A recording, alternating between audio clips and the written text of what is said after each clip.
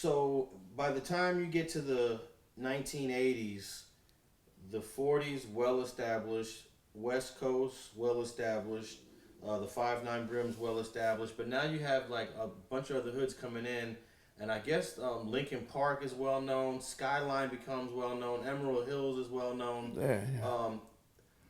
You talk about this in your book in terms of the history of how all these hoods started to emerge. Yeah. So what do you kind of talk about? Yeah, Lincoln Park had been around for a while. I'll say that. It wasn't like they was really new. Skyline Pirus was new when they came out in like '79. In '79 is when I met the Skyline Pirus at a party in Encanto, and I talk about that whole issue, that whole meeting that took place is in my book. Who's Left? Who I met, how they walked up, and how we was saying, "Who are you guys?" And they was like, "We Pirus," and we was like, "From where?" They was like, "Skyline." We was looking at each other. Skyline. It was a lot of them. They was deep too, and it was just like it was about 8 of us, and it was about like 30 of them. We was like, "Who are these cats?" And they was like, "Yeah, we from Skyline." And it's like Skyline. It's like Piru. It's like, whoa, ain't no Pirus in San Diego. He was like, "It is now." And I was like, "Oh, okay, well." And they became major because shit, they said it's big. Skyline is huge. And that's the first thing I said when they walked away that night. I said, man, if they didn't start it up in Skyline, they're going to be a problem because Skyline is big as hell. That's a big ass area, and but they started in like '79. But Lincoln Park had been around before that. Lincoln Park had been around back in the 77, with Lincoln Park Control, Paulo's Control, Paulo's liquor store that was owned by San Diego Chargers running back, Paulo, and that's where they hung out at. But they wasn't like, they was known. I remember them being Lincoln Park. They had different names just like everybody else. Lincoln Park Players, Lincoln Park Boys, Paulo's Control. They was pretty much probably like the first other set that came out after West Coast and the Brims and the Hood. And I would have to say Lincoln Park would probably be the first who became major, because like I said, O'Farrell Park was around, but it was more so something you saw written on the walls than you actually saw in the flesh at the time. So even though they boast for being around before all of that, they didn't become as active until afterwards. So Lincoln Park had to be about the next active major set that came out after that. So Lincoln Park was out before Skyline Piru was out. Yeah, That's yeah, correct? yeah, Okay. yeah. But they just wasn't like when they became when they start doing messing with the names and saying Lincoln Park Bloods. I hear that they're Lincoln Park Bloods now, or Lincoln Park Piru, and all of that.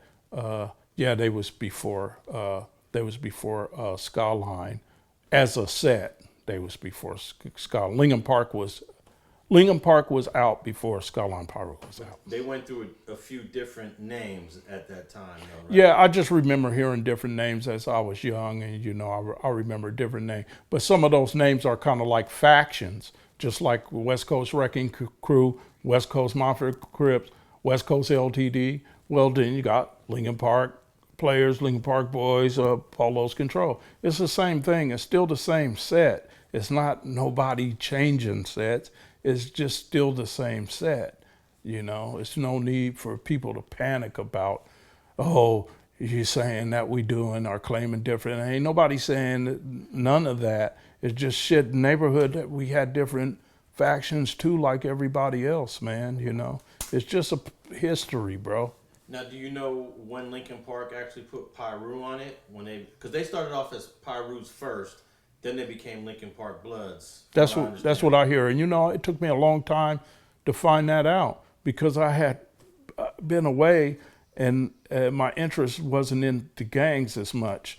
anymore. So I was lost on that until recently. I didn't even know that they wasn't calling themselves Pirus no more. I just always known them Lincoln Park Pirus. And then somebody was like, hey, they ain't Lincoln Park Pirus, they're Lincoln Park Bloods. I was like, oh, okay. I wasn't active during that transformation, or I did not know about that transformation because I started doing a lot of time, at the time, and I lost touch with what was going on the street. That's why I'm very careful when I say things about that, because I don't like being wrong. I like speaking on what I know, So when was the first time you heard of Lincoln Park as being blood affiliated? 1980. Okay. Mm-hmm. And then shortly, but they've existed before 1980 though. Yeah, that's what I'm saying. So technically, Skylines was blood affiliated before Lincoln Park. Yeah. But Lincoln Park as an area existed, or as a Yes. group existed before Skylines. Yes. Okay. Yes. All right. Yeah. And there must be a lot of and for those who don't know, Lincoln Park and Skyline today are two communities that don't get along. Yeah, and then I found out, I didn't never even know when that had happened, because when they first came out, they immediately hooked up. And that's what caused Neighborhood and West Coast to hook up during the same year. The same year they started is the same year West Coast and Neighborhood Crips called a truce.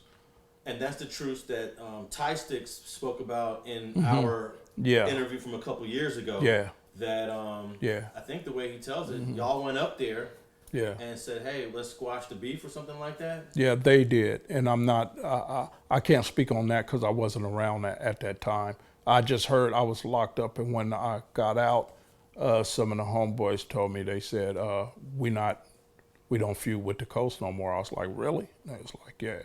They was like, we cool with the Coast now. I was like, and that's cool. And around that time, you're saying Lincoln Park and Skyline were together. Yeah, and so we was like, we got to get together now because we don't right? stand. Yeah, two Crip sets hating each other, and these Bloods are over here unifying. Right, and then there was so many of them, so it was kind of like they just popping up, out the woodworks, and they're together. So we need to get together then, and it kind of taught me a lesson on unity and what causes it. You know what I'm saying? Because it's apparent what causes it, because in prison, all of us get along because prison is racial. Prison is all about race. So now when we go to prison and everybody's against us, that makes us get together. Now it's Crips and Bloods together. It don't matter. And I think that's what racism plays an important part in the unity of our people, period, because I think if we came under attack in a major way, I think that blacks would unify regardless of being Crips and Bloods too. Now there's another community that's known in San Diego for a lot of black folks. It's called Little Africa? They call it? Oh, Little Africa back in the day, that's where the name came from. It wasn't real African people who lived over there. They called it Little Africa because there was so many blacks people that lived there that they said, damn, that area is just all black. That's Little Africa. That's that's how Little Africa was named, as a result of having so many black people that lived there. And is it still as black as it used to be? No. Back in this name, Little Africa had been around. I think Little Africa was like in the late 60s, early 70s. They was calling it Little Africa, but it didn't have nothing to do with no gangs. It just had, that name was already Little Africa, and it was the hood. It was actually an extension of the hood, of the neighborhood Crips, because we had homeboys that lived in Little Africa, Al Capone, Papa Comrade, the Hills. We had homies that lived in Little Africa. It was closer to the hood than any other set. So it was, Little Africa was basically, considered an extension of the hood, because we had people that lived down there. But later on, it was a dude from Skyline, Piru, that moved over to that area. He moved over to Little Africa. And when he moved over to Little Africa, a lot of his homeboys start coming over there to see him because he was a major and influential banger and known OG from Skyline. So he brought with him a lot of homies and stuff coming to visit him. And eventually, the Little Africa Piru was born. But the Little Africa Piru is an offshot of the Skyline Piru that actually founded Little Africa Piru. So for the new guys and stuff that don't know, don't get mad at me. It's that I'm not saying don't. Listen, man, it's history, bro. If that's what happened, that's what happened. I'm talking some history and stuff, and there's some people you can talk to about it. And, that's just how it was born and stuff, So that's all I'm saying. Around what year would you say that the guy from Skyline went down there and started Little Africa Piru? Oh, I know he was down there in the early 80s. I remember him being down there in the early 80s.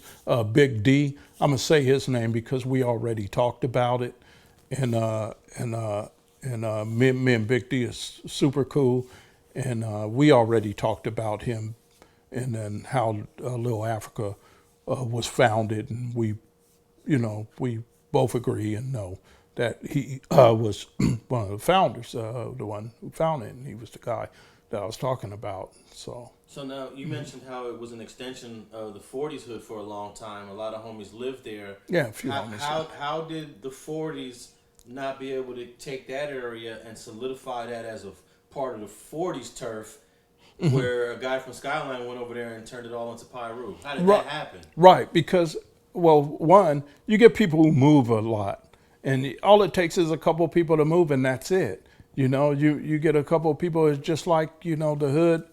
We had hood presence in a lot of different areas in San Diego, especially what they call 4-5 Park right now. The hood, we used to hang at 4-5 Park. We can't go near 4-5 Park now talking about hanging, but back then the hood used to hang at 4-5 Park because a few people lived there. Quite a few homies, OGs lived in that area. So all it takes is really a couple of people to move, and then that's it. The presence is gone, and that's what happened with Little Africa. Was anybody upset from 40s that turned into a pirate? No, because it never was it was never ground zero for us. It was never, it's like, 4-7 block, you ain't getting ready to come over there and start shit. That's impossible. But all these off places where a few homeboys might live at, it's like, okay, whatever, they moved now, so we don't go over there no more. But it's close to us, and whatnot, but it wasn't. We had a lot of different areas in our hood to keep an eye on there. Okay, so I find that name kind of fascinating for a gang, Little Africa, Piru. You talk about this community in your book, and what do you say about it? Yeah, I'll say that it was a well-known black community that was heavily populated with blacks to the extent to where they would name it Little Africa, and you're right. It's kind of, what's that word for it? It's kind of conflicting to actually have, that name Little Africa given to a gang that's like killing other blacks and stuff, or gang banging, period, against other black people, and calling it, Little Africa. I guess you can look at it that way. But yeah, that name, they just adopted that name and carried it on from the origin of that name had to do with the fact that it was hugely black populated in a well-known area.